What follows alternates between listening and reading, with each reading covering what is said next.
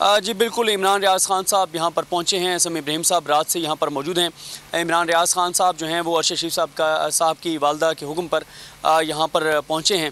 और मैं हमारे यहाँ पर मीडिया के ज़ाहिर दोस्त मौजूद थे, लेकिन वो हम ख़ुद नहीं वो रिकॉर्ड करना चाहते थे वो मनाजिर जब इमरान रियाज़ ख़ान साहब आए और अरशद शरीफ साहब की वालदा मोहतरमा से मिले।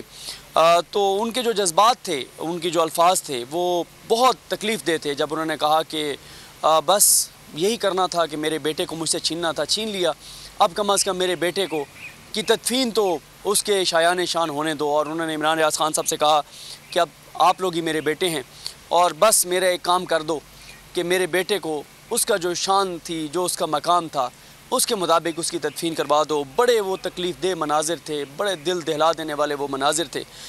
इमरान भाई आप यहाँ पर आए अरशद भाई की वालदा के हुक्म पर। एक बार फिर नंबर 1 बोल न्यूज ने एक बार फिर सारे रिकॉर्ड तोड़ दिए। 8 दिन के अंदर अंदर लॉन्ग मार्च का ऐलान हो जाएगा। इलेक्शन पे तवज्जो करते और इसके बाद जो है हम इसको निपटेंगे। बोल का प्रोग्राम नेशनल डिबेट 11 बजे की स्लॉट में सबसे ज्यादा देखा गया। बंद गली में तो नहीं फंस गए हैं कि फाइनल कॉल की अनाउंसमेंट ही नहीं होके दे रही। वो बंद गली पहुंचते पहुंचते वजीर आज़म की कुर्सी तक पहुंच गए। 68% सार्फिन ने सिर्फ बोल देखने का इंतखाब किया क्योंकि बोल है नंबर 1।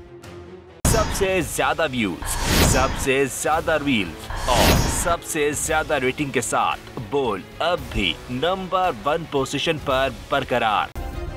सब्सक्राइब करें और बेल दबाएं ताकि कोई खबर रह न जाए।